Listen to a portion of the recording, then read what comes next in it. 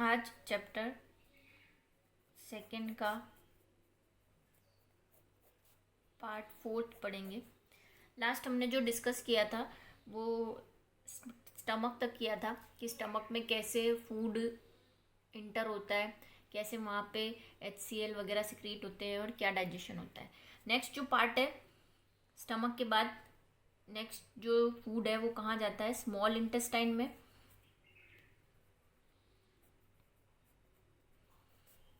छोटी आंत में, आंत्र जो भी बोले, और फिर उसके बाद जाता है लार्ज इंटेस्टाइन में, और लास्ट में कहाँ जाएगा, रेक्टम में। लार्ज इंटेस्टाइन मीन्स बड़ी आंत, और जो नेक्स्ट हो जाएगा रेक्टम मीन्स क्या हो जाएगा, मलाशय। ठीक है, तो आज हम इन तीनों के बारे में पढ़ेंगे। लास्ट जो हमने पढ़ा था स्टमक में क्या होगा, हमने बताया था कि जो फूड है, प्रोटीन है, कार्बोहाइड्रेट है, वो क्या होता है, सिंपलर कंपाउंड में फॉर्म होते हैं। उसमें भी मेनली किसका डाइजेशन हुआ था, स्टमक के अंदर प्रोटीन का डाइजेशन हुआ था। स्मॉल इंटेस्टाइन में तीनों का डाइजेशन होगा, मीन्स कार्बोहाइड्रेट तो काफ़ी हद तक जो है maximum part of carbohydrate digested in stomach तक बहुत सारा पार्ट कार्बोहाइड्रेट का क्या हो जाता है, डाइजेस्ट हो जाता है। तो मेन जो बचते हैं वो क्या होता है, एक तो प्रोटीन एंड फैट। तो प्रोटीन मैंने आपको बताया था कि कौन से कंपाउंड में, सिंपलर कंपाउंड में टूट जाएगा।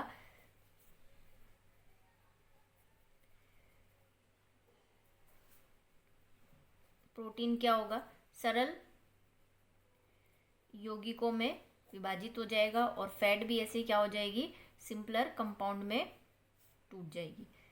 ठीक है, तो मैक्सिमम पार्ट जो है वो मेन हमारा जो डाइजेशन है वो कहाँ होगा, स्मॉल इंटेस्टाइन में। स्मॉल इंटेस्टाइन में अब जो चीज़ है वो कुछ हद तक क्या होता है, अब्जॉर्प्शन भी होता है। स्मॉल इंटेस्टाइन में एक फर्स्ट तो क्या हो गया, डाइजेशन होगा, यानी क्या होगा, पाचन हो जाएगा। और सेकंड जो वर्क है स्मॉल इंटेस्टाइन में, वो स्मॉल अमाउंट ऑफ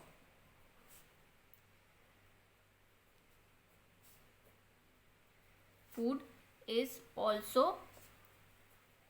अब्जॉर्ब। क्या होगा, कुछ भाग भोजन का क्या करती है स्मॉल इंटेस्टाइन, अब्जॉर्ब भी करती है, यानी अवशोषित भी करती है।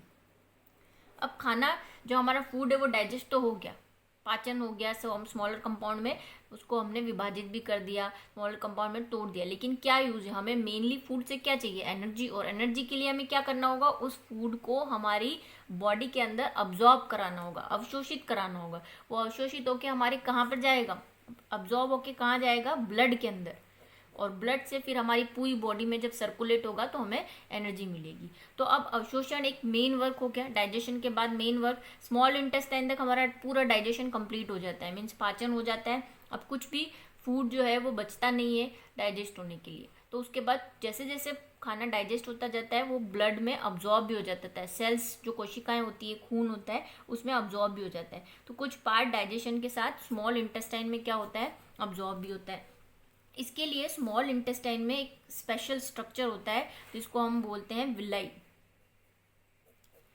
और ये तो हो गया प्लूरल वर्ड,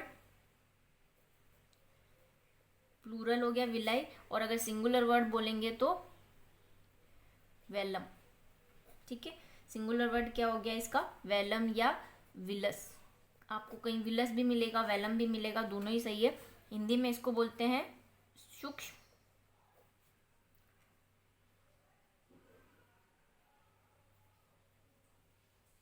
सूक्ष्मांकुर बोलते हैं। ठीक है, सूक्ष्मांकुर बोलते हैं इनको हिंदी के अंदर, विलाई को।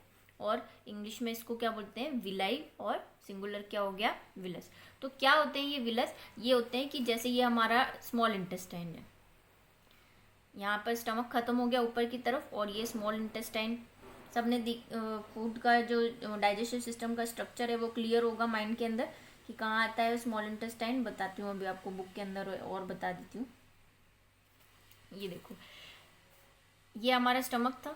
स्टमक के बाद ये फूड जो है वो कहाँ आ रहा है, स्मॉल इंटेस्टाइन में। तो स्मॉल इंटेस्टाइन ये रही, ये जो आपको पर्पल सी दिख रही है यहाँ पे, या छोटी आंत ये है, और उसके बाद ये अंदर वाली भी क्या है, यहाँ से ये इंटर होती है, और ये पूरी की पूरी आंत की क्या है, स्मॉल इंटेस्टाइन यानी छोटी आंत है। और ये वाला जो पोर्शन है ये क्या है, बड़ी आंत है। और ये लास्ट वाला जो पोर्शन है ये क्या है, रेक्टम या मलाशय। तो अभी हम बात कर रहे हैं इसकी। तो अगर इसकी ये इस तरह से है, कॉइल्ड है, इसकी अगर हम वॉल को देखेंगे, हर एक सिंगल वॉल को अंदर की तरफ अगर हम माइक्रोस्कोप से देखेंगे तो इसकी वॉल में ऐसे से स्ट्रक्चर है, इस तरह से, बहुत माइन्यूट है, वो तो हम डायग्राम बना रहे इसलिए इतना बड़ा दिख रहा है। इस तरह से बहुत सारे क्या हैं, जिगजैग फॉर्म में बहुत सारे हेयर्स है। हेयर्स में बाल लाइक स्ट्रक्चर है जिनको हम क्या बोलते हैं, विलाई बोलते हैं। तो ये विलाई क्या करेंगे, अब कंपेयर करो, एक ऐसा स्ट्रक्चर है सिंपल, ठीक है, और एक ऐसा स्ट्रक्चर है जैसे मैंने बताया, ये वॉल है और वॉल पे ये क्या बने हुए हैं, सूक्ष्मांकुर या विलाई बने हुए हैं। तो अगर हमें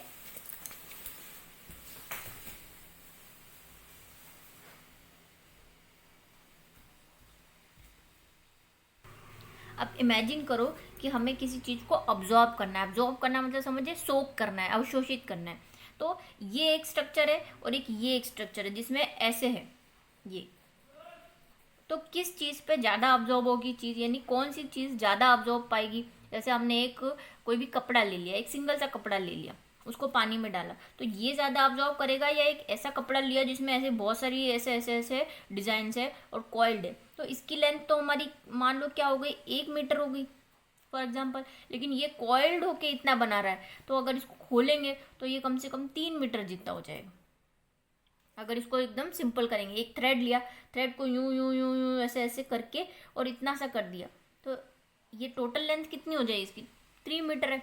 तो ये ज़्यादा ऑब्जॉर्व करेगा या ये, ऑब्वियसली क्या ऑब्जॉर्व करे, कौन अवशोषित करेगा, इसको ये अवशोषित करेगा। तो ऐसे स्ट्रक्चर होते हैं स्मॉल इंटेस्टाइन में, जो हमने खाना डाइजेस्ट किया है, फूड डाइजेस्ट किया है, जो सिंपलर कंपाउंड बने हैं डाइजेशन के बाद, वो क्या होते हैं स्मॉल इंटेस्टाइन के अंदर अच्छे से अब्जॉर्ब हो जाए, इसलिए इसमें कुछ स्पेशल स्ट्रक्चर होते हैं, कुछ स्पेशल विशेष संरचनाएं पाई जाती है जिनको हम सूक्ष्मांकुर या विलाई कहते हैं, ठीक है। तो उसकी वजह से जो फूड है हमारा, डाइजेस्टिव फूड है, वो इजीली क्या हो जाए, अब्जॉर्ब हो जाए और काफ़ी क्वांटिटी में अब्जॉर्ब हो। अब नेक्स्ट जो हो गया, स्मॉल इंटेस्टाइन से फूड कहाँ जाएगा, लार्ज इंटेस्टाइन में। लार्ज इंटेस्टाइन मीन्स बड़ी आंत या आंत, ठीक है। बड़ी आंत आपको मैंने अभी फोटोग्राफ में बताई थी, बुक के अंदर डायग्राम में, ये जो हमारा पोर्शन है, ये ऐसा स्क्वायर सा पोर्शन जो दिख रहा है, ये हमारे क्या है, बड़ी आंत है। लार्ज इंटेस्टाइन देखिए यहाँ पे दे रखा है, लार्ज इंटेस्टाइन, रेक्टम और एनस। तो अब लार्ज इंटेस्टाइन में किसी भी प्रकार का डाइजेशन नहीं होता। Large intestine can not able to digest any type of food material. Large intestine में कोई भी टाइप का डाइजेशन नहीं होता। सारा डाइजेशन मैंने आपको बोला कहाँ तक कंप्लीट हो जाता है, स्मॉल इंटेस्टाइन तक, और अब्जॉर्प्शन भी कहाँ से स्टार्ट हो जाता है, स्मॉल इंटेस्टाइन से।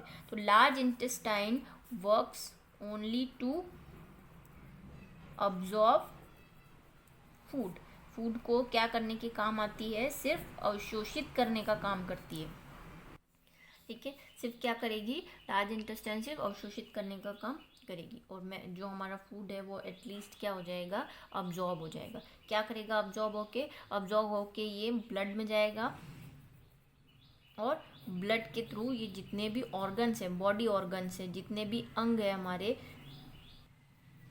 अंग है, उसमें क्या हो जाएगा, ये अब्जॉर्ब हो जाएगा, अवशोषित हो जाएगा, और जितने भी ऑर्गन है वहाँ जहाँ जहाँ रिक्वायरमेंट है फूड, प्रोटीन की, कार्बोहाइड्रेट की, एनर्जी की, वहाँ पे जाके उनको अवेलेबल हो जाएगा। और ये जो प्रोसेस है, कौन सा process, the surface of alimentary canal और digestive canal absorb the food, digestive food material and transport it via blood. क्या करेगी, ट्रांसपोर्ट करना। ट्रांसपोर्ट समझते हैं ना, एक जगह से दूसरी जगह ले जाना। Transport via blood vessels to different organ is called, क्या बोलते हैं इसको, एसिमिलेशन।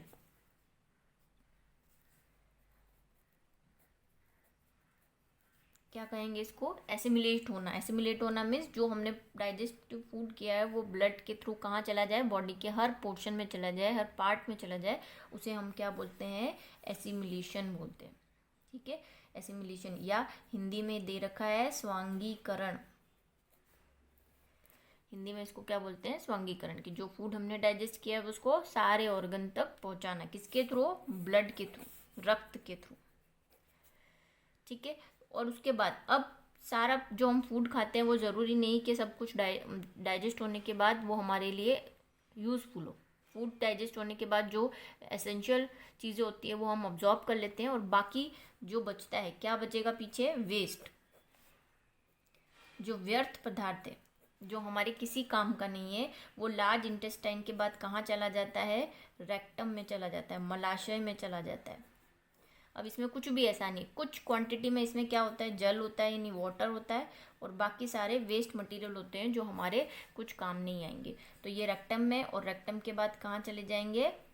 एनस से बाहर निकल जाएंगे। इस तरह से बता रही हूँ आपको। ये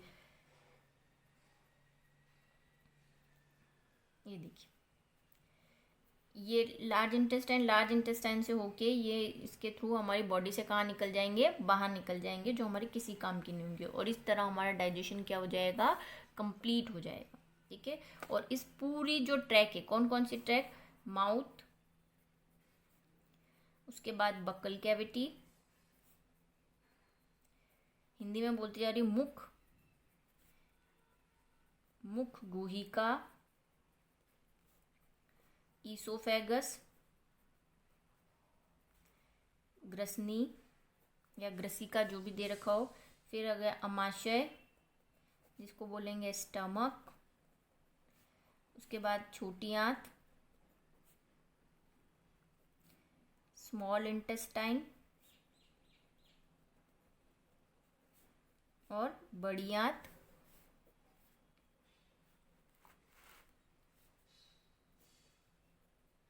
लार्ज इंटेस्टाइन, और बाद में रेक्टम और एनस। तो ये जो पूरा ट्रैक है, ये जो पूरा रास्ता है, इसको हम कॉमनली क्या कहते हैं? Alimentary canal. क्या कहा जाता है इसे? Alimentary canal. बुक में दे रखा है ये वर्ड, उसके साथ ही एलिमेंट्री कैनाल या पाचन तंत्र। ठीक है। पाचन नलिका, पाचन तंत्र, जो भी दिया हो यहाँ पे आपके बुक के अंदर, दोनों वर्ड सही है। तो ये कहा जाए, तो ये हमारा ह्यूमन में डाइजेशन क्या हो गया? कंप्लीट हो गया। अब नेक्स्ट है कुछ अदर एनिमल में डाइजेशन है, और वो नेक्स्ट पार्ट हम नेक्स्ट टॉपिक पे पढ़ेंगे।